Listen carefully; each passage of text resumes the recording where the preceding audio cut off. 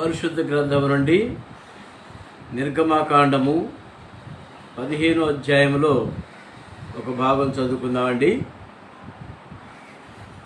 నిర్గమకాండము 15వ అధ్యాయము 16వ వచనం చదువుకుందాం. నిర్గమకాండము 16, 17 వచనాలు కలిసి చదువుకుందామండి. యెహోవా, నీ ప్రజలు నీవు సంపాదించిన ఈ ప్రజలు అద్దరికి చేరు వరకు నీ బాహుబలము చేత పగవారు రాతి వలె కదలకుందురు. నీవు నీ ప్రజలను తోడుకొని వచ్చినవు. యెహోవా, నీ స్వాస్థ్యమైన కొండ మీద నా ప్రభువా, నీవు నివసించుటకు నిర్మించుకున్న చోటను నీ చేతులు స్థాపించిన పరిశుద్ధాలయమందు వారిని నిలువబెట్టిదవు. యెహోవా నిరంతరమును ఏలువాడు. ఇంకొక లేఖన ప్రార్థన చేసుకుందామండి. ప్రేమ కలిగిన మా తండ్రి, పరిశుద్ధమైన మా దేవ, మహిమ గల మీ నామను బట్టి మీ పాదాలకు స్తుతులు స్తోత్రాలు చెల్లిస్తున్నాము. చివరి వర్తమానంగా మీ వాక్య భాగం ధ్యానించుటకు మాకిచ్చిన గొప్ప ధన్యతను బట్టి మీకు స్తుతులు స్తోత్రాలు చెల్లిస్తున్నాము. గొప్ప దేవుడవు, అద్భుతములు ఆశ్చర్యక్రియలు చేసే దేవుడవు, మా ఆత్మల కాపరివి, మమ్మల్ని నడిపించే దేవుడువు, మమ్మల్ని పోషించే దేవుడువు, మీ పరిశుద్ధాలయంలో మమ్మల్ని నడిపించే దేవుడు అని మీ పాదాలకు వందనాలు చెల్లిస్తున్నాము. మేమేమైనామో అది కేవలం మీ యొక్క ఉచితమైన కృపాన్ని మీకు వందనాలు చెల్లిస్తున్నాము. మా తండ్రి, నన్ను కూడా కనికరించండి, మీ సిలువ చాటును మరుగుపరచండి, మీ మాటలు మాకు దయచేయండి. సమయస్ఫూర్తి మాటలు మాకు అనుగ్రహించి మీరే మహిమ పొందమని మహిమ, ఘనత, ప్రభావాలు మీకు ఆరోపించుకుంటూ స్తుతులు స్తోత్రాలు మీకే చెల్లిస్తూ యేసుక్రీస్తు ప్రభువారి శ్రేష్టమైన పుణ్యనామములు స్తుతించి ప్రార్థించి వేడుకుంటున్నాము తండ్రి, ఆమేన్. ప్రియమైన వాళ్ళరా, నిర్గమకాండం 15వ అధ్యాయంలో మనం కొన్ని రోజులుగా ధ్యానిస్తూ వస్తున్నాం. ఈ దినం కూడా ఒక గంభీరమైనటువంటి వాక్య భాగము ధ్యానించాలని ప్రభు నా దృష్టికి తీసుకొచ్చిన భావనను బట్టి ఈ వాక్య భాగం ధ్యానించాలని నేను మన సన్నిధిలో, మన వినికిడిలో జ్ఞాపకం చేసుకుంటున్నాను. 16వ వచనం చూడండి. నిర్గమకాండము 15వ అధ్యాయము 16వ వచనం. యెహోవా, నీ ప్రజలు అద్దరికి చేరు వరకు, నీవు సంపాదించిన ఈ ప్రజలు అద్దరికి చేరు వరకు నీ బాహుబలము చేత పగవారు రాతి వలె కదలకుండా ఉంటారు. ఈ వాక్య భాగంలో మన ప్రాముఖ్యమైన మాట ఒకటి కనిపిస్తుంది. నీ ప్రజలు అద్దరికి చేరు వరకు, నీ ప్రజలు అద్దరికి చేరు వరకు అనగా ఒక నది ఉందనుకోండి, అద్దరికి, ఈ దరి నుంచి ఆ దరికి చేరటం, ఇంతే మన వాక్య భాగం అయిపోయింది. మీరు ధ్యానించుకోగలిగితే చాలు. ఏమండి, మన వాక్య భాగం ఇంతే. కానీ దేవుడైన యెహోవా ఇశ్రాయేలీయులను ఎర్ర సముద్రం దాటించి అద్దరికి చేర్చాడు. అవతలకి చేర్చడం అంటే ఈలోగా ఎన్ని వాక్య భాగాలు ధ్యానించుకోవాలనో మనం ధ్యానించుకోవాలి. ఎన్ని రకాలుగా వాడు నడిపించబడ్డారో మనం జ్ఞాపకం చేసుకోవాలి. అంతకుముందు ఎక్కడున్నారు, ఇప్పుడు ఎక్కడున్నారు, ఎర్ర సముద్రాన్ని ఎట్లా దాటారు, దీని సంగతి ఏంటి, ఎందుకు దాటిచ్చాడు, ఐగుప్తులో నుంచి ఎందుకు బయటికి తీసుకొచ్చాడు, ఎక్కడికి తీసుకెళ్తాడు, ఏం చేస్తాడు అక్కడ, ఇవన్నీ కూడా మనం ధ్యానించవలసిన అంశాలు ఇందులో గుప్తపరచబడి ఉన్నాయి. అద్దరికి చేరు వరకు మనం కూడా ఈ దేహాన్ని వదిలిపెట్టి ఇంకొక వారు ఉన్నాం. అది కూడా అద్దరికి చేరటమే. ఈ దరి నుంచి ఆ దరికి చేరటం, ఈ అడ్రస్ను మార్చుకొని ఆ అడ్రస్ పొందటం. ఇప్పుడు వరకు నా అడ్రస్ ఏంటంటే LIG1 14 బిహైండ్ నిప్పో, నెల్లూరు 4. మరి తర్వాత నా అడ్రస్ ఏంటి? కేర్ ఆఫ్ దేవుని రాజ్యం, కేర్ ఆఫ్ నూతన యెరూషలేం, పరలోకపట్నం, నెల్లూరు, పరలోకపట్నం. అది address mark. It's only A change of address. ఇప్పుడు ఐగుప్తు నుంచి ఇశ్రాయేల్ యువతలు తీసుకొచ్చిన తర్వాత వాళ్ళ అడ్రస్ ఏంటండి? కేర్ ఆఫ్ మోషే లేదా కేర్ ఆఫ్ దేవుడని యెహోవా. వాళ్ళకి ఇంకా అడ్రస్ రాలా, అద్దరికి చేరారు అంతే. చేరిన తర్వాత ఏంటో అది వేరే మరి వర్తమానంలో మనం చూద్దాం. ఇప్పుడు అద్దరికి చేరు వరకు అని ఉంది ఇక్కడ వాక్య భాగం. నీ ప్రజలు అద్దరికి చేరు వరకు, ఇంతవరకు మనం ధ్యానిస్తాం. ఒకప్పుడు ఇశ్రాయేలీలు ఐగుప్తు దేశంలో బానిసత్తులు ఉన్నారు, మనం ధ్యానిస్తూ వచ్చాం. మరి ఈ బానిసత్వం నుంచి ఇప్పుడు ప్రజలను కొందరైతే బలవంతంగా వస్తున్నారు, కొంతమంది దేవుని యందు విశ్వాసం ఉంచి వస్తున్నారు, కొందరైతే మోషే యందు విశ్వాసం ఉంచుతున్నారు, కొందరు అహరోన్లో విశ్వాసం ఉంచుతున్నారు, కొంతమంది దేవునికి భయపడి వస్తున్నారు, కొంతమంది ఏం తెలియకుండానే వచ్చి వస్తున్నారు. ఏమండి, ఏమమ్మా ఎక్కడికి వెళ్తున్నావు? ఓటు వేయటానికండి. ఎవరికి వేస్తావు? ఏమో సార్ అక్కడ ఎవరు ఏమంటారు వాళ్ళకి వేస్తాను సార్ అని చెప్తారు. ఎక్కడ ఎవరిని ఎన్నుకోవాల్సింది కూడా ప్రజలకు తెలియదు. కనుక ఇప్పట్లో యవనస్తులు కూడా వాళ్ళ జీవితం ముందు ముందు భవిష్యత్తు ఎట్లా ఉంటుందో కూడా వాళ్ళు తెలుసుకోలేకపోతున్నారు. ఈ ఈ లోకయాత్రలో వాళ్ళు సాగిపోయేటప్పుడు ఈరోజు బాగానే ఉంది, రేపు నా సంగతి ఏంటి అని వాళ్ళు ఆలోచన లేకుండానే ప్రయాణం చేస్తున్నారు. అద్దరికి చేరాలి, ప్రతి ఒక్కళ్ళు కూడా అద్దరికి చేరాలి. అవతలకి వెళ్ళిపోయారు బాగానే ఉంది. ఐగుప్తులో ఉన్నంతకాలం వీళ్ళ పరిస్థితి ఎట్లున్నాయి? మరణ భయము చేత వాళ్ళు ఉన్నారు. ఎందుకంటే వాళ్ళు చేసే పనులు అటువంటివి, వాళ్ళ చేత చేయించే పనులు భయంకరమైన మరణపు వేదనతో ఉన్నటువంటి పనులు వాళ్ళ చేత చేయిస్తూ వచ్చారు. తర్వాత ఫరో హస్తం కింద, ఆయన బొటన వ్రేలి కింద అధికారం కింద ఉన్నారు. వాళ్ళు అణచివేతకు గురి అయిపోయారు. మరి మైనారిటీ కింద వచ్చారు. Ignorable, the people that were ignored, మర్చిపోయినటువంటి ప్రజలుగా ఉన్నారు. తర్వాత వారి ఆచారాలకు లోనైపోయారు. వాళ్ళు విగ్రహాలు పూజిస్తుంటే వీళ్ళు కూడా విగ్రహాలు పూజిస్తూ వచ్చారు. వాళ్ళు పలానా తింటే వీళ్ళు కూడా తింటున్నారు, వాళ్ళు నిషిద్ధమైనది తింటుంటే వీళ్ళు కూడా నిషిద్ధమైనది తిన్నారు. నో డౌట్ వాళ్ళు అందరూ సున్నత పొందిన వాళ్ళే. యాకోబు సంతానం కదండి, అందరూ సున్నత పొందిన వాళ్ళే. సున్నతి పొందిన తర్వాత కూడా అపవిత్రతో మునిగిపోయారు. వాళ్ళతో కలిసి పాపం చేస్తున్నారు, వాళ్ళతో కలిసి తినరానేది అన్నీ తింటున్నారు. వాళ్ళ ఆచారాల్లో వాళ్ళ దేవుడిని కూడా పూజిస్తూ వచ్చారు. కనుకనే దేవుడు వాళ్లకు 430 సంవత్సరాలు 430 సంవత్సరాలు బానిసత్వం దయచేసాడు దేవుడు వాళ్ళకి. ప్రేమిల వాళ్ళు ఇంకా ఎట్లా ఉన్నారంటే ఏ దేవుడు కూడా లేనటువంటి వారు కూడా నిర్దేవులుగా ఏదో పూజలు చేస్తారంతే. జీవం గల దేవుడని యెహోవాను వాళ్ళు ఎప్పుడో మర్చిపోయి వాళ్ళ ఆచారాలు, ఐగుప్తు దేశపు ఆచారాలు వాళ్ళు మునిగిపోయారు. వాళ్ళ ఆచారాల ప్రకారం నడుచుకుంటూ వచ్చారు. ఇంకోటి ఏంటంటే యాకోబును మర్చిపోయారు. అబ్రహాం అంటే తెలియదు అనుకోండి, యాకోబును మర్చిపోయారు. మరి ఇస్సాకును మర్చిపోయారు. తర్వాత యోసేపును కూడా మర్చిపోయారు. అందరినీ మర్చిపోయి ఇదే మన జీవితం, ఇందులోనే మనం మునిగాలి, ఇట్లనే మనం ఉండాలని చెప్పేసి వాళ్ళు ఆ విధంగా ఉంటున్నారు. అణిచివేతకు కూడా గురి అయిపోయారు. స్థితిలో మరి వాళ్ళు ఎక్కువగా మొరపెట్టారు. వాళ్ళు ప్రభు సన్ని ప్రార్థన విన్నాడు. ప్రియమైనవారా, దేవుడు ఎటువంటి ప్రార్థన వింటాడు, ఎప్పుడు వింటాడు అనేది కూడా మనం ధ్యానించాలి. మరి తనకు నిజముగా మొరపెట్టు వారికి ఆయన సమీపంగా ఉన్నాడు. తనకు నిజముగా మొరపెట్టు వారికి ఆయన సమీపంగా ఉన్నాడు. అంటే మొరపెట్టేది వేరు, తనకు నిజముగా మొరపెట్టేది వేరు.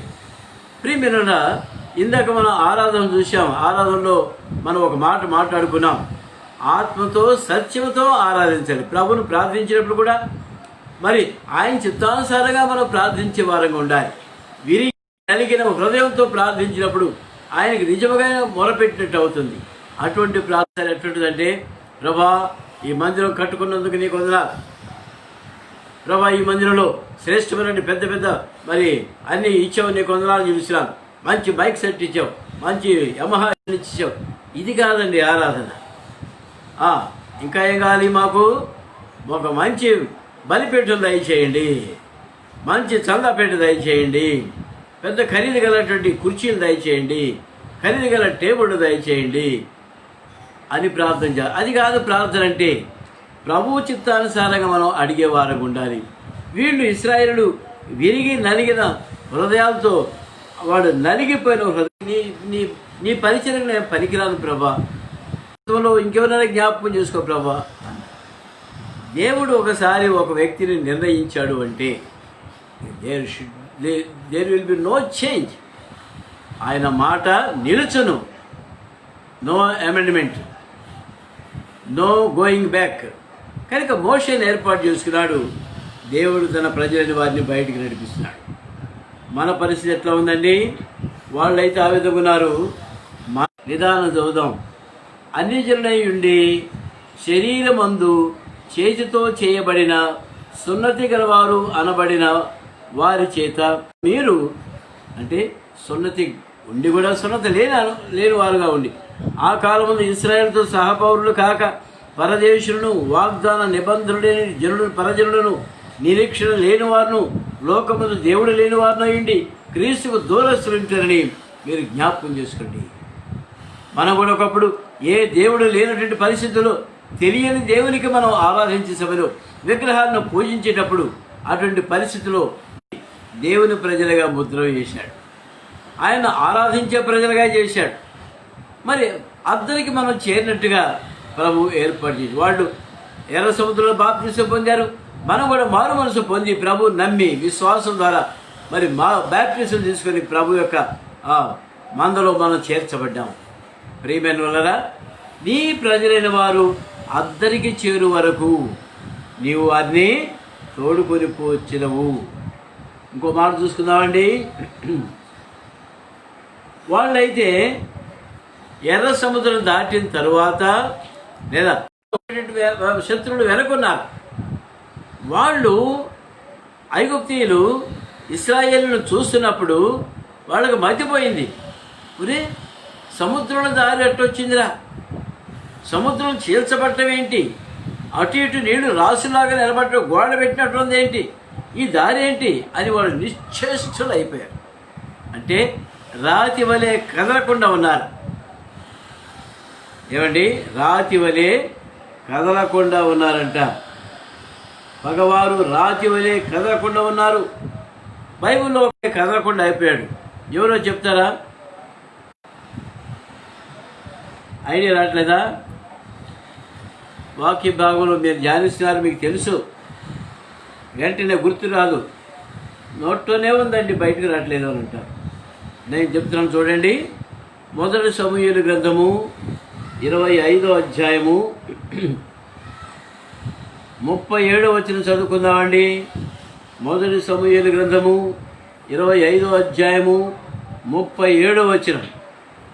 ఇక్కడ సందర్భం ఏంటంటే, దావీదు కర్మెలు ప్రాంతంలో ఉండి మరి నాబాలు అనేటువంటి, ఆయన నాబాలే కదా, నాబాలు అనే అతను బొచ్చు కత్తిరించుకుంటుంటే, అయ్యా మేము అరణ్యంలో ఉన్నాము, మా దగ్గరనే మీ గొర్రెలన్నీ ఉండేటివి, శత్రువులు వచ్చినప్పుడు మేము కాపాడాము, పులి వచ్చినప్పుడు సింహం వచ్చినప్పుడు మేము కాపాడాము, నీ కాపలాదారులు లేనప్పుడు కూడా మేము కాపుదల చేస్తూ వచ్చాము, ఇప్పుడు మేము అవసరం ఉన్నాము, మాకు ఒక పూట భోజనం పంపించండి అని దావీదు వర్తమానం పంపించాడు.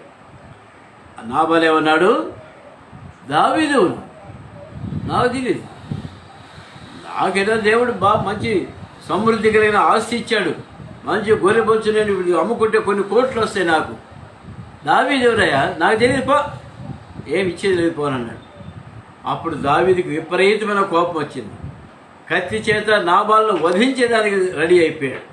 అయితే ఈ పరిస్థితిలో ఒక దావీదు దగ్గర ఉన్నటువంటి వాళ్ళలో ఒక అతను వెళ్ళి నాబాలు భార్య అయిన అబీగయీలుకి చెప్పాడు, అమ్మా దావీదుకు ఈ విధంగా సహాయం కావాల్సి వచ్చి అర్థించాడు, నాబాలు అయితే రిఫ్యూజ్ చేశాడు, దావీదుకు మహాకోపం వచ్చింది, మరి నువ్వు గనక ఇప్పుడు దావీదును కోపం చల్లార్చగలిగితే మంచిది, లేదా ఆయన వచ్చి ముఖ్యంగా నీ ఇంటిలో మగ సంతానం లేకుండా చేసేదానికి ఆయన ప్రతిన చేశాడు అన్నాడు.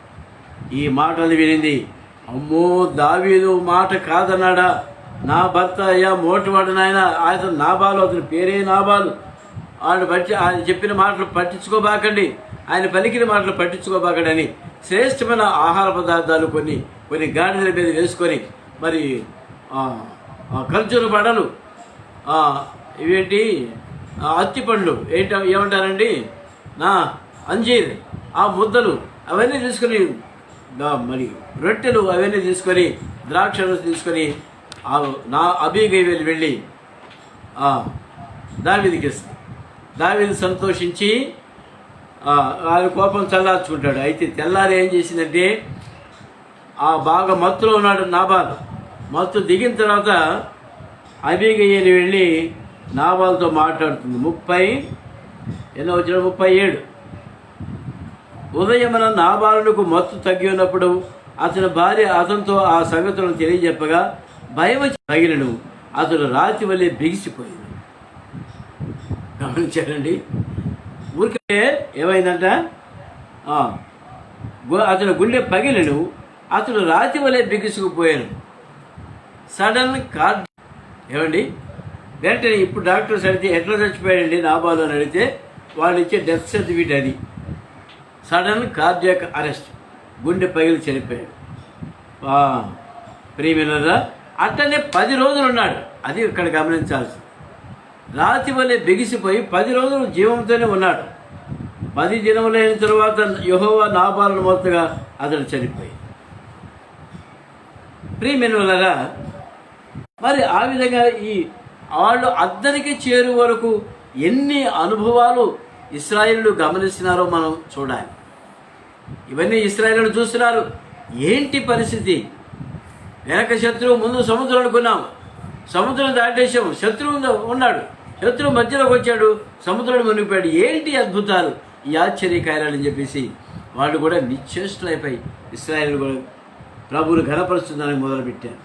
ప్రియమైన వాళ్ళరా, ఆ విధంగా ఇశ్రాయేలు వాళ్ళు ఎప్పుడైతే శత్రువు మీద జయం పొందినారో వాళ్ళు విజయోత్సవంతో కేకలు వేస్తూ వచ్చారు. 16వ వచనం, యెహోవా నీ ప్రజలు అద్దరికి చేరు వరకు, నీవు సంపాదించిన ఈ ప్రజల అద్దరికి చేరు వరకు నీ బాహుబలం చేత పగవారు రాతి వలె కదలకుండా ఉంటారు. శత్రువు ఇక ముందుకు రాలేకపోయాడు. ప్రియవారు రాతి వలె అయిపోయారు. ఇశ్రాయేలు ఎట్లున్నారో చూద్దామండి. అప్పుడు ఇశ్రాయేలు ఏ విధంగా ఉన్నారో చూద్దాం. ఇర్మియా గ్రంథము 31వ అధ్యాయం, ఇర్మియా గ్రంథము 31వ అధ్యాయము 14వ వచనం నుంచి చదువుతానండి. ముందు నుంచి చదవచ్చు, సమయం లేదు కాబట్టి 14వ వచనం ఒక్కటి చదువుతాను. ప్రభుతో యాజకులను సంతోషపరచెదను, నా జనులు నా ఉపకారమును తెలుసుకొని తృప్తి నందుదురు, ఇదే యెహోవా వాక్కు. పైన కూడా చదవకుండా ఉండలేకపోతున్నాను. 12వ వచనం కూడా చూడండి. వారు వచ్చి, ఆ మాట అండర్లైన్ చేసుకోండి, వారు వచ్చి ప్రజలు అద్దరికి చేరు వరకు, ఆ మాట అక్కడ కాపి ఇర్మియా గ్రంథం 31:12 వచనం కంటిన్యూ చేయండి. వారు వచ్చి కొండ మీద ఉత్సాహ ధ్వని చేతురు. ఏమండి, దాని కంటిన్యూషన్ ఇది. ప్రభువా నీ ప్రజలు నువ్వు తోడుకొని వచ్చితివి. తోడుకొని వచ్చిన తర్వాత ఏం చేశారండి? వారు వచ్చి సియోను కొండ మీద ఉత్సాహ ధ్వని చేతురు. యెహోవాకి ఏం పాట పాడుకున్నారు? వాళ్ళు నాట్యం వేస్తున్నారు. పాటలు పాడాలి కదా, పాట పాడకుండా నాట్యం వేస్తారా? పాట ఉండాల్సిందే. పాట ఉన్నప్పుడు ఇన్స్ట్రుమెంట్స్ ఉండాల్సిందే. కాబట్టి ఆ పాట ఏది అంటే నిర్గమాకాండం 15వ అధ్యాయం ఆ పాట. ప్రియమైన వల్ల నీవు నీ ప్రజలను తోడుకొని వచ్చినవు. యెహోవా నీ స్వాస్థ్యమైన కొండ మీద నా ప్రభువా నీవు నివసించు చోట నిర్మించుకున్న చోటకు ఏకముగా, ఇదే ఈ అధ్యాయాన్ని బేస్ చేసుకొని ఆ పాట రాశారు. కనుక ప్రియమైన వల్ల తన ప్రజలైన వారిని దేవుడు ఆ విధంగా నడిపిస్తూ వచ్చాడు. ఇంకో మాట చూసుకుందామండి. తీసుకొచ్చిన ప్రజల్ని ఏం చేశాడు దేవుడు, అది కూడా చూడాలి. నీ ప్రజలు అద్దరికి చేరు వరకు నీ కృప చేత వారిని తోడుకొని పోతివి అని అన్నాడు. తోడుకొని పోయిన తర్వాత ఏం చేశాడు? దయచేసి గమనించండి. కీర్తన గ్రంథము 44, కీర్తన గ్రంథము 44, కీర్తన 44 2, 3, 4 వచనాలు చదువుకుందామండి. కీర్తన 44 2, 3, 4 వచనాలు. నీవు నీ భుజబలము చేత అన్యజనులను వెళ్ళగొట్టి మా పితరులను నాటితివి. ఈ భాష ఈ బైబిల్లో తప్ప మనకు ఇటువంటి భాష ఇది భావోద్యోగమైనటువంటి భాష ఇంకా మనం ఎక్కడ చదవలేము. గమనించండి. నీవు నీ భుజబలము చేత అన్యజనులను వెళ్ళగొట్టి మా పితరులను నాటితివి. నాటుతారండి ఎవరన్నా? మొక్క అయితే నాటుతారు, మనుషులు నాటుతున్నాడు ఇక్కడ దేవుడు. నాటి ఎట్లా నాటాడు? నీ భుజబలము చేత అన్యజనులను వెళ్ళగొట్టావు. అమోరీయులను, పెరిజ్జీయులను, హివ్వీయులను, హెత్తీయులను, యబూసీయులను వాళ్ళందరినీ వెళ్ళగొట్టేసేసాడు. మోయాబీయులు అందరూ కూడా వెళ్ళగొట్టేసేసాడు. వెళ్ళగొట్టి ఎవరి చేత? యెహోషువని ఏర్పాటు చేసుకున్నాడు. యెహోషువ అంటే రక్షణ అని అర్థం. రక్షణ. ఇప్పుడు యెహోషువ స్వాస్థ్యాలు సంపాదించాడు, కానీ యేసుప్రభు వారికి ముందున్న పేరు అది యెహోషువ అంటే. యేసుప్రభు వారి పేరు కూడా మనం విశ్లేషిస్తే యెహోషువనే అవుతుంది.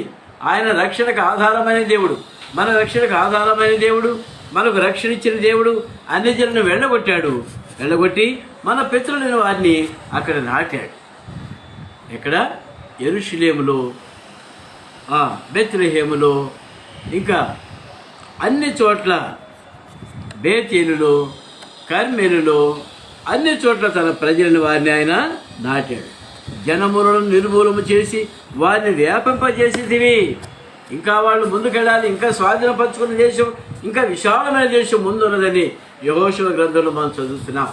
ప్రియమైనవారా, వారు స్వాధీనం చేసుకోవటానికి ఇంకా ముందున్న వారిని కూడా తరిమేసి నిర్మూలన చేసి వ్యాపింపజేశాడు. అంతే కదా? నాటిన మొక్క ఏమవ్వాలి? వ్యాపించాలి. వ్యాపింపజేసి వారు తమ ఖడ్గమ చేత దేశమును స్వాధీనపరచుకోలేదు. యుద్ధాలు చేసి కాదు, మీరు ఊరక నిలిచిండు చూడండి. ఇదే మన యుద్ధం. ఊరక నిలిచిండు చూడంటే ప్రార్థన కూడా చేయబాకని అర్థమా? ప్రార్థించే గుంపు ఒకటి ఉంది. ఆ ప్రార్థన బలం చేత, ప్రార్థనని ఖడ్గమ చేత వాళ్ళు ఆ ప్రార్థన ద్వారానే దేశములన్నింటినీ స్వాధీనపరచుకుంటూ ముందుకెళ్ళారు. వారి బాహువు వారికి జయమివ్వలేదు. నీవు వారిని కటాక్షించినవి కనుక నీ దక్షిణహస్త బలమే, నీ బాహువే, నీ ముఖకాంతి వారికి విజయం కలిగేసావు. ఎంత మంచి మాటలు ఉన్నాయండి ఇక్కడ. ఎట్లా వాళ్ళకి విజయం వచ్చిందండి? వారిని ముందు దేవుడు కటాక్షించాడు. రెండవది, నీ దక్షిణ హస్తమే వాళ్ళకి బలమైంది, నీ బాహువే వాళ్ళకి బలము, నీ ముఖకాంతియే వాళ్ళకి విజయం. ఏమండి?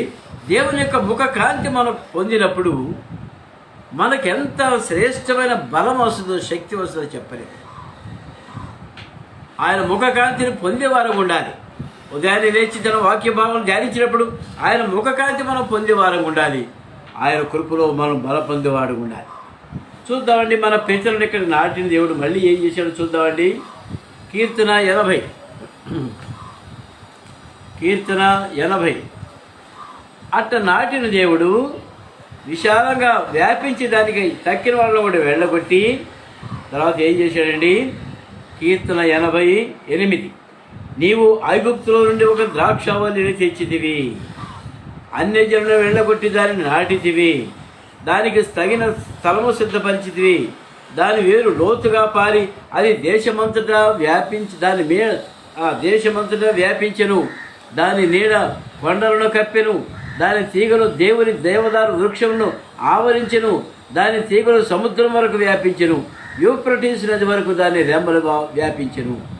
త్రోవ నడుచువారందరూ సరే అవసరం కనుక ప్రియమైన ఐగుప్తుల నుంచి తీసుకొచ్చిన ఈ ద్రాక్షవల్లి, దేవుడు అన్యజనులను వెళ్ళగొట్టి నాటిన ఆ ద్రాక్షవల్లి ఎంత విశాలంగా అభివృద్ధి పొందిందంటే విస్తారంగా వెర్రజల్లు పాకింది.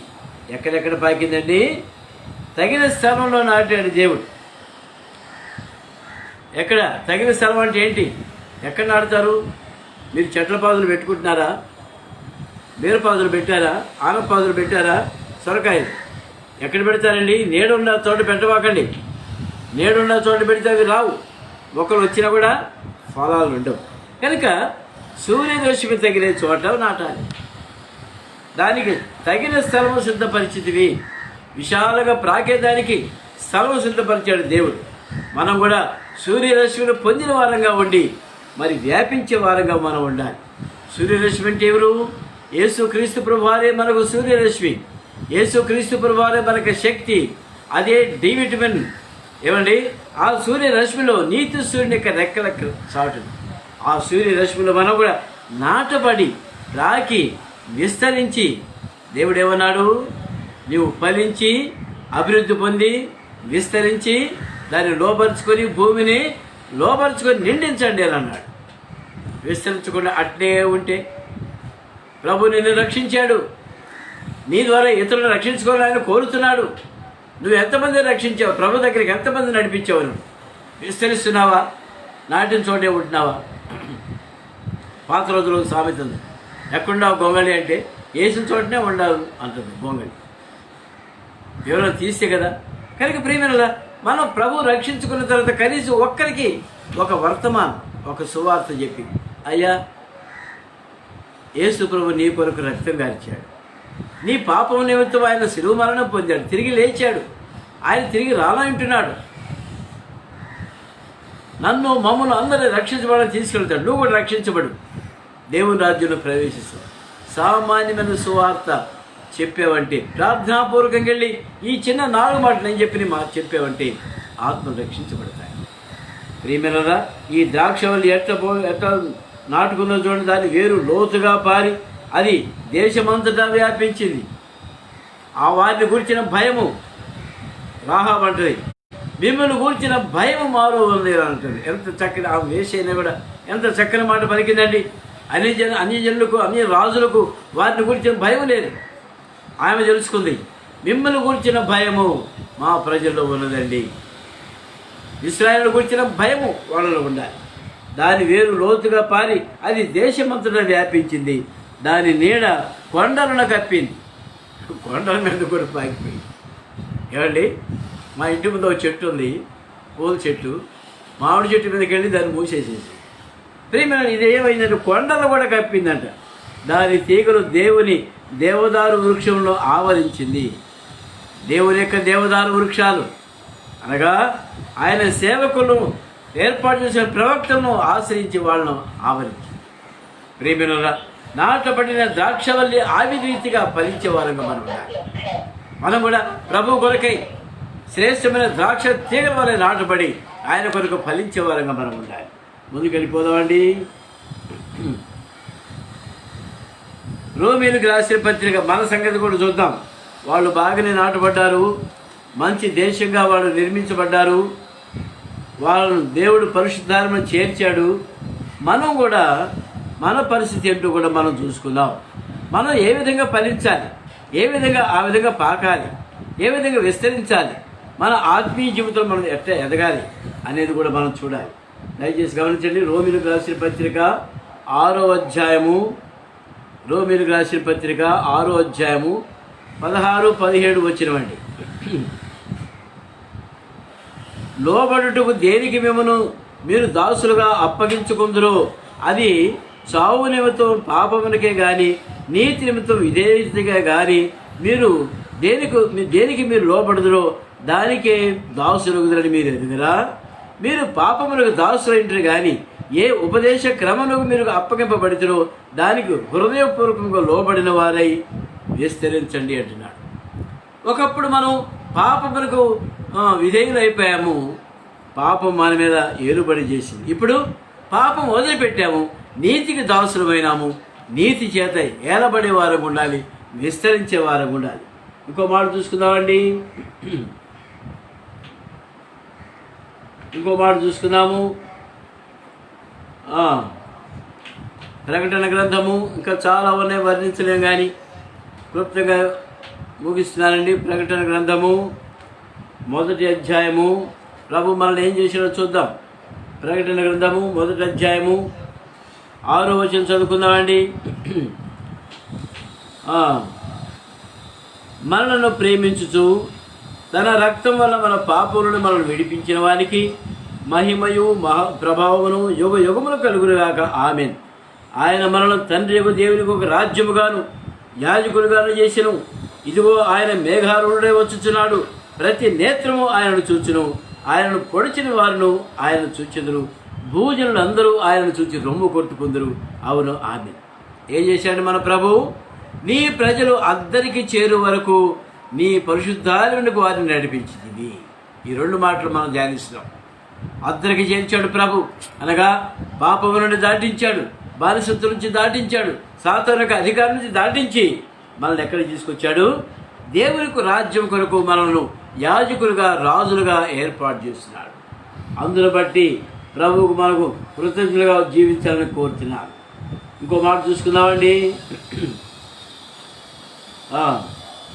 వాళ్ళు ఎక్కడికి వచ్చారు?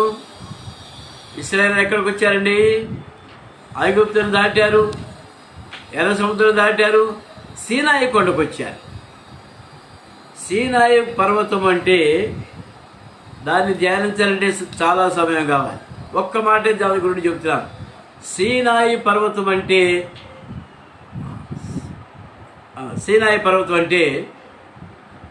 దేవుని యొక్క ఆజ్ఞ, ధర్మశాస్త్రము అనుగ్రహించబడినటువంటి కొండ. సీనాయి అంటే ధర్మశాస్త్రము. ఏమండి, గుర్తుపెట్టుకోండి. సీనాయి అంటే ధర్మశాస్త్రం. ఆ సీనాయి కొండకు తీసుకుని వచ్చాడు. పరిశుద్ధమైన అక్కడి నుంచి ఎక్కడ తీసుకొచ్చాడు? సీనాయి కొండ నుంచి సియోను కొండకు తీసుకుని వెళ్ళిపోయాడు. ఆ మాట చదువుకుందామండి. కీర్తన గ్రంథము 76, కీర్తన 76 2వ వచనం. కీర్తన 76 2వ వచనం. యూదాలో దేవుడు ప్రసిద్ధుడు, ఇశ్రాయేలులో ఆయన నామము గొప్పది, షాలేములో ఆయన గుడారం ఉన్నది, సియోనులో ఆయన ఆలయం ఉన్నది. ఎక్కడుందండి? ఇందాక సీనాయి చెప్పాను, ఇప్పుడు సియోనులో ఆయన ఆలయం ఉంది. నీ ప్రజలు అద్దరికి చేరు వరకు నీ కృప చేత వారిని తోడుకొని పోతుంది. ఎక్కడ తోడుకొని పోయాడండి? సీనాయి టు సియోను కొండ. ప్రభుకు స్తోత్రాలు చెల్లిస్తున్నాను కృతజ్ఞతగా. ఆయన చేసిన మేలు అంటే 2 పర్వతాలు నేను చూడగలిగాను. ఒక పర్వతం సీనాయి పర్వతం ఎక్కలేదు, కానీ సియోను కొండ మీదకి బస్సులో వెళ్ళాను. ఎంత గొప్ప ఆశీర్వాదం అండి. బస్సులో కాదు, సగం వరకు అక్కడి నుంచి సియోను కొండకు ఎక్కి నడిచి వెళ్ళాను. ప్రియమిత్రులారా, అందులో ఆయన ఆలయం ఉంది. ఇది నేను కోరుకున్న స్థానము అని దేవుడు అంటున్నాడు. ఆ విధంగా వాళ్ళను, నీ ప్రజలను, వారిని అద్దరికి చేరు వరకు వారిని నీ కృప చేత తోడుకొని పోతుంది. మన సంగతి ఒక్కడు చూసి నేను ముగిస్తాను. దయచేసి గమనించండి. హెబ్రీయులకు రాసిన పత్రిక నేను ముగిస్తున్నానండి. మీ వంటకాలు లేట్ అయిపోతున్నాయేమో, వాళ్ళు వంట చేసుకుంటే మంచిదేను. వెంటనే ముగించిన వెంటనే వేడివేడిగా తినొచ్చు. ఇక్కడ చూడండి, ప్రకటన హెబ్రీయులకు రాసిన పత్రిక 12వ అధ్యాయంలో ఒక మాట చూస్తున్నాను. 22వ వచనం. హెబ్రీ 12:22. ఇప్పుడైతే అంటే నీ ప్రజలు అద్దరికి చేరు వరకు నీ కృప చేత వారిని తోడుకొని పోతేవనే మాట బేస్ చేసుకొని ఇప్పుడైతే ఎక్కడ నడిపించాడండి? సియోను కొండకును, జీవము గల దేవుని పర్వతం పట్టణమునకును, అనగా పరలోకపు యెరూషలేమునకును, వేవేల కొలది దేవదూతల యుద్ధకును, పరలోకముందు వ్రాయబడిన దూతల యుద్ధకును, పరలోకం జ్యేష్ఠుల సంఘమునకును, వారి మహోత్సవమునకును, అందరికీ న్యాయాధిపతి అయిన దేవుని యొద్దకును, సంపూర్ణ సిద్ధి పొందిన నీతిమంతుల ఆత్మ యొద్దకును, ప్రత్యన బంధులకు మధ్య వచ్చిన యేసునొద్దకు, హేబెలు రక్తము కంటే మరి శ్రేష్టమైన పలుకు ప్రోక్షణ రక్తమునకు మీరు వచ్చి ఉన్నారు. ఎక్కడికి వచ్చినాం మనం? ఇప్పుడు యేసు క్రీస్తు ప్రభు యొక్క రక్తం దగ్గరికి మనం వచ్చాం, ప్రోక్షించబడ్డాం, పవిత్రంగా చేశాం.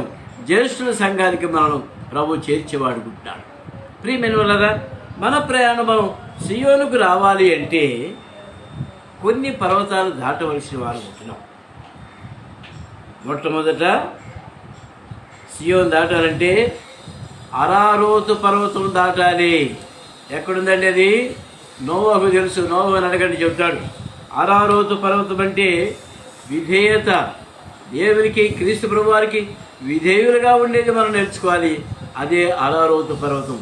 నోవహు దేవుని ఆజ్ఞకి విధేయుడైనాడు, ఓడను కట్టుకున్నాడు, తన ఇంటి వారిని రక్షించుకున్నాడు. వాళ్ళకి ఆ రక్షణ వాళ్ళని నిలిపాడు కనుక ఆయన విధేయతే అరారోతు పర్వతం లాంటిది.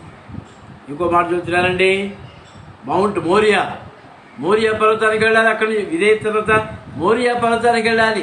మోరియా పర్వతం ఏముంది? మోరియా పర్వతం మీద ఉంది ఏముందండి? సమర్పణ జీవితం ఉంది. మన జీవితాలు ప్రభువుకు సమర్పించుకునే వారం ఉండాలి. మనకున్న ఐశ్వర్యంతో ప్రభువును ఘనపరిచే వారం ఉండాలి. మోరియా పర్వతం మీద అబ్రహాము తన ఏకైక కుమారుడైన ఇస్సాకును తీసుకుని వెళ్ళి బలిగా అర్పించడానికి సిద్ధపడ్డాడు. కత్తి ఎత్తాడు కూడా. క్షణంలో అయితే కత్తి పడేది. అబ్రహమా అబ్రహమా అబ్రహమా అని వెనక నుంచి ఆపాడు. ఇస్సాకు బదులుగా పొట్టేలు కొమ్ములు తగులుకుంది. పొట్టేలు పొదలు. ఎవరండి పొట్టేలు? యేసుక్రీస్తు ప్రభువారే. ఇస్సాకు కొరకు సబ్స్టిట్యూట్ సాక్రిఫైస్ కొరకు యేసు ప్రభువారు ఆ పొదలో ఉన్నారు కనుక యేసు ప్రభువు ఆ పొట్టేలు తీసుకొచ్చి అక్కడ వధించారు. మన కొరకే యేసు ప్రభువారు ఎప్పుడో వధించబడ్డాడు. ఆదాము దగ్గరనే వధించబడ్డాడు. ఆ చర్మంతోనే వాళ్ళు చొక్కాని పుట్టించారు కనుక మొట్టమొదట అరారోతు పర్వతం దాటాలి, తర్వాత మోరియా పర్వతం దాటాలి. ఆ అనుభవాల్లో మనం వెళ్ళిపోవాలి. తర్వాత సీనాయి పర్వతానికి రావాలి. సీనాయి పర్వతం అంటే దేవుడిచ్చిన ఆజ్ఞలుగా ధర్మశాస్త్రం, దాని కిందకు మనం రావాలి. ప్రియమైనవారా, ఆ ధర్మశాస్త్రం ద్వారా మన సంపూర్ణ సిద్ధి కలగలేదు. కానీ యేసుక్రీస్తు ప్రభువారు వచ్చి కృపా సత్య సంపూర్ణుడిగా ఆ ధర్మశాస్త్రం శాపం నుండి మనల్ని విడిపించాడు. గలతీ రాసిన పత్రిక 4వ అధ్యాయంలో 3వ అధ్యాయం 17లో ప్రియమైనవారా, ఆ విధంగా సీనాయ పర్వతాన్ని దాటించాడు ప్రభు మనల్ని. తర్వాత ఎక్కడికి వచ్చామండి? ఎక్కడికి వచ్చామని చెప్పండి. తర్వాత మౌంట్ ఒలీవ కొండకు తీసుకుని వచ్చాడు. అక్కడేముంది? ప్రార్థించే అనుభవం ఉంది. అక్కడ ప్రార్థించే అనుభవం ద్వారా మనం నడిచిపోవాలి. ప్రార్థనా జీవితంతో సాగిపోవాలి. పేతురుకు ప్రార్థనా జీవితం లేదు కాబట్టి ఆయన ప్రభు ప్రార్థిస్తున్నప్పుడు పేతురు నిద్రపోయాడు కనుక యేసు ప్రభు దూరముగా వెంబడిస్తూ వచ్చాడు. ఆయన శ్రమలో పాలు పొందలేకపోయాడు. ప్రియమైన మనం ఆ విధంగా ఆ పేతురును చూసి నేర్చుకుందాం.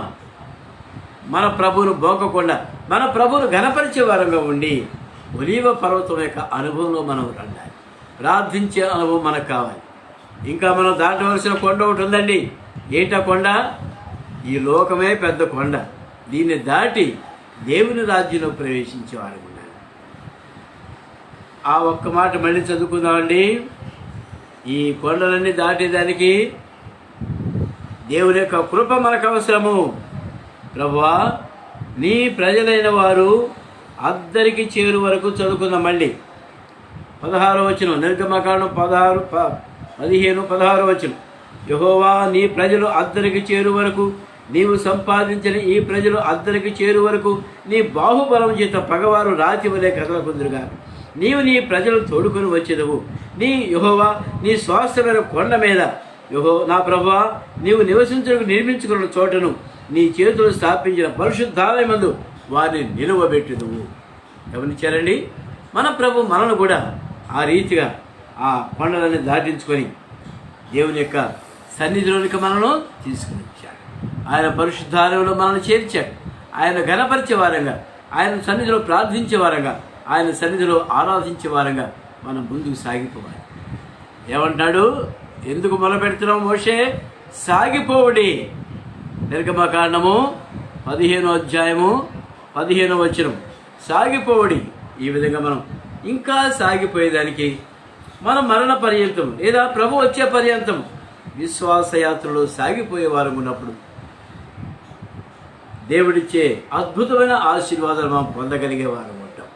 దేవుడు ఈ చిన్న లేఖన భాగాల్ని మన కొరకై ఆశీర్వదించును కాక. చివరిలో ఒక పాట పాడుకుందామండి.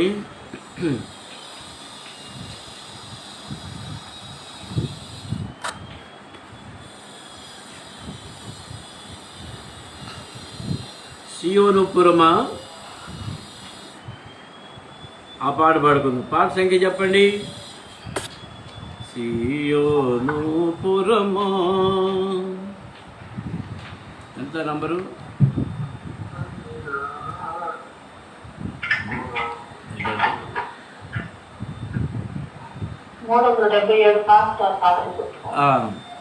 సరే, 438. 438 మొదటి వచనం, మొదటి చరణం, చివరి చరణం పాడుకున్నాడు. సియోను పురమా, సర్వోన్నతుని శృంగారపురమా, సియోను పురమా, శాశ్వతముగ దైవా సంకల్పం వై జీవి,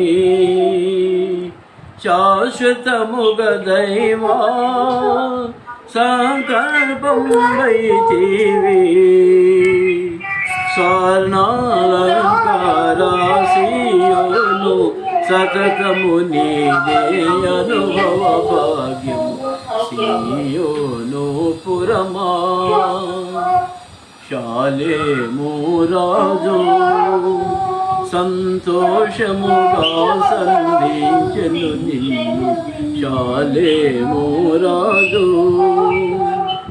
అర్పించెను నీలో అబ్రహాం కుమారుని, అర్పించెను నీలో అబ్రహాం కుమారుని, స్వర్ణాలంకారాసియోను దావీదు పట్టణమనబడెడు, సియోను పురమా. చివరి సొంపుగా పాడుడి సంతసముగా సియోను పాటలను, సొంపుగా పాడుడి యేసునకే మహిమా భాసురముగా చెల్లించి, యేసునకే మహిమా భాసురముగా చెల్లించి, స్వర్ణాలంకారాసియోను హల్లెలూయా, యేసు ప్రభునకే సియోను పురమా. ప్రార్థన చేసుకుందామండి. తలలు వంచండి, కళ్ళు మూసుకోనండి. పిల్లలు వచ్చి పలకరిస్తున్నా కూడా పలకవద్దు. ప్రభు సన్నిధిలో ప్రార్థిస్తాం. ప్రేమ కలిగిన మా తండ్రి, పరిశుద్ధులైన మా దేవ, మరి ఒకసారి మీ ఘనమైన నామను కొందనాలు స్తుతులు స్తోత్రాలు చూసినాం. చివరి వర్తమానుడు కూడా మీ సన్నిధి మాకు అనుగ్రహించినారు, మీ మాటలు మాకు దయచేసినారు, జీవము కలిగిన మాటలతో మమ్మల్ని తృప్తిపరిచారు. మీ కొందనాలు చూసినారు. మీ లేఖన భాగాల ద్వారా మేము కూడా మీ సన్నిధిలో, మీ మందిరాల్లో మాకిచ్చిన స్థలంలో నాటపడుటకు సహాయం చేయి. విస్తరించి ఫలించేదానికి మీ కృప దయచేయి. కొండలను కప్పగలుగుటకు మా ప్రభా మమ్మల్ని విస్తరింపచేయమని వేడుకుంటున్నాం. మా తండ్రి దయ చూపించండి. మీరిచ్చిన దీవెనను బట్టి, మీరిచ్చిన ఆశీర్వాదాలు బట్టి మీకు స్తుతులు స్తోత్రాలు చూపిస్తున్నాం. మీ లేఖన భాగాలు మా హృదయాలు భద్రపరుచుకొని మా ప్రభా మిమ్మల్ని ఘనపరచుటకు సహాయం చేయండి. ప్రార్థించే వారం ఉండుటకు సహాయం చేయండి. ఆరాధించే వారం ఉండుటకు సహాయం చేయండి. మీ లేఖన భాగంలో సత్యాలు మేము గ్రహించి మా మనోనేత్రాలు వెలిగించి మా ప్రభా మీ ముఖ కాంతిని మేము పొందేవారుగా ఉండుటకు మాకు సహాయం చేయండి. మీ ముఖ కాంతి ఉన్నప్పుడు మిమ్మల్ని బంధించడానికి వచ్చిన సైనికులు కింద పడిపోయారు. మా ప్రభా మీ ముఖ కాంతిని మాకు అనుగ్రహించండి. మమ్మల్ని బలపరచని మనం వేడుకుంటున్నాం. లోకంలో ఉన్నటువంటి సాతాను శత్రువును మేము ఎదిరించడానికి సహాయం చేయండి. శక్తిని అనుగ్రహించండి. మా శరీరం పైన మేము పోరాడుటకు మీ శక్తిని మాకు అనుగ్రహించండి. అపవాదిని ఎదిరించడానికి శక్తిని మాకు అనుగ్రహించండి. మా ప్రభా మీ దీవెనలకు పాత్రలుగా మేము జీవించడానికి సహాయం చేయండి. నమ్మకమైన ఆత్మలుగా మేము సాగిపోవటం మాకు సహాయం చేయండి. మా తండ్రి దుర్గా కోసం ప్రార్థిస్తున్నాం నాయన. మీ దాసురాన్ని మీరు కనికరించి స్వస్థపరచండి, షుగర్ కంట్రోల్లో ఉంచండి, సహాయం చేయండి. మా ప్రభా మా తండ్రి మరి అందరి విషయాల్లో మీరే మా కుటుంబంలో ప్రతి ఒక్కరిని మీరు పేరు పైన దీవించండి. మా ప్రభా మా తండ్రి వరమ సిస్టర్ కోసం ప్రార్థిస్తున్నాను. మీ దాసురాలు మీరు కనికరించండి, షుగర్ కంట్రోల్లో ఉంచమని వేడుకుంటున్నాం. కరోనా వైరస్ డ్యూటీలు చేస్తున్న ఎస్ఆర్ కొరకు, జ్యోతి కొరకు ప్రార్థిస్తున్నాం. మీ బిడ్డలను మీరు భద్రపరచండి, మీ రెక్కల చాటున భద్రపరచమని వేడుకుంటున్నాం. దయ చూపించండి. గవర్నమెంట్ డ్యూటీస్ చేస్తున్నటువంటి మీ బిడ్డల కొరకు ప్రార్థిస్తున్నాం. ఎక్కడ కూడా వైరస్ సోకకుండా మీ బిడ్డలను భద్రపరచండి. మా తండ్రి బేబీ రాణి మరి ఎస్ఆర్ జ్యోతి కొరకు ప్రార్థిస్తున్నాం. నాయన శ్యామ్సన్ కొరకు ప్రార్థిస్తున్నాం. మరి తిమోతి కొరకు ప్రార్థిస్తున్నాం. చిన్నబాబు కొరకు ప్రార్థిస్తున్నాం. ఇంకా గవర్నమెంట్ డ్యూటీ చేసిన మీ బిడ్డలందరికీ మీ సన్నిధి తోడుగా ఉంచండి. వాళ్ళు చేస్తున్న డ్యూటీలు ఎవరికి కూడా వైరస్ సోకకుండా కాపాడి భద్రపరచండి. మా దేవా దయ చూపించండి.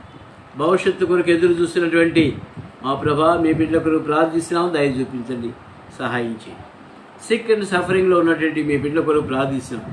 రాజేష్ కొరకు ప్రార్థిస్తున్నాం. నాయన మీ బిడ్డకు మంచి ఆరోగ్యం దయచేయండి. కోల్పోయిన శక్తిని, బలమును, ఆరోగ్యం దయచేయండి.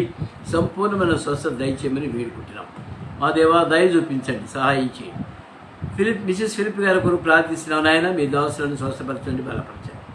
మిసెస్ చర్చిల్ గారి కొరకు ప్రార్థిస్తున్నాం. నాయన మీ దాసులను కూడా సంపూర్ణమైన స్వస్థత దయచేయండి. పునరుద్ధరణ శక్తిని దయచేయమని వేడుకుంటున్నాం. కాంతమ్మ శిష్యుల కొరకు, ఎఫ్సిఎస్ పీటర్ కొరకు, ఎస్ఆర్ఎం శిష్యుల కొరకు ప్రార్థిస్తున్నాం. దయ చూపించండి. ఓల్డ్ ఏజ్లో ఉన్నటువంటి మిసెస్ చర్చిల్ గారి కొరకు, రోజమ్మ శిష్యుల కొరకు ప్రార్థిస్తున్నాం. దయ చూపించండి. మా ప్రభా బెరీవిడ్ ఫ్యామిలీస్, మా తండ్రి మరి జాన్ డేవిడ్ గారి కుటుంబాలు, బిడ్డల కుటుంబాలు 3 ఉంటుండగా ఆ 3 కుటుంబాల్లో మీ సరి తోడుగా ఉంచండి. మీరే ధైర్యపరిచి ఆదరించండి. మా తండ్రి ఇమ్మానుయేల్ బాబు మరి మీ సన్నిధికి వచ్చి ఉంటుండగా మా తండ్రి గ్రేసమ్మని జ్ఞాపకం చేసుకురండి, శైలజమ్మని జ్ఞాపకం చేసుకురండి. మా ప్రభా వారిని మీరే ఓదార్చమని వేడుకుంటున్నాం. దయ చూపించండి. మా ప్రభా ఈ రీతిగా మా ప్రార్థన ఎవరైతే కోరుతున్నారో వారందరి నిమిత్తం ప్రార్థిస్తున్నాం. మీరే దయతో ప్రతి అవసరం తీర్చమని వేడుకుంటున్నాం. కృప చూపించండి. మాకు ఇచ్చిన సమయం బట్టి మీకు వందనాలు. మహిమ, ఘనత, ప్రభావాలు మీకు ఆరోపించుకుంటూ ఎవరైతే ఉద్యోగాల కొరకు ఎదురు చూస్తున్నారో వాళ్ళని కూడా మీరు జ్ఞాపకం చేసుకుని నాయన దయ చూపించమని వేడుకుంటున్నాం. కృప చూపించండి. మా ప్రభా మా తండ్రి మా ప్రభా మరి కమలా కొరకు ప్రార్థిస్తున్నాం, ఉద్యోగం దయచేయండి. నాని కొరకు ప్రార్థిస్తున్నాం, ఉద్యోగం దయచేయండి. జ్యోతి కొరకు ప్రార్థిస్తున్నాం, నాయన ఉద్యోగం దయచేయండి. శోభ కొరకు ప్రార్థిస్తున్నాం, ఉద్యోగం దయచేయండి. ఈ రీతిగా అవసరతలో ఉన్న వారందరి కొరకు ప్రార్థిస్తున్నాం. నాయన మీరే దయ చూపించి మాకు కావాల్సిన ప్రతి అవసరత తీర్చమని వేడుకుంటున్నాం. మహిమ, ఘనత, ప్రభావాలు మీకు ఆరోపించుకుంటూ స్తుతులు, స్తోత్రాలు మీకే చెల్లిస్తూ యేసు క్రీస్తు ప్రభువారి శ్రేష్టమైన పుణ్యనామములు స్తుతించి ప్రార్థించి వేడుకుంటున్నాము తండ్రి.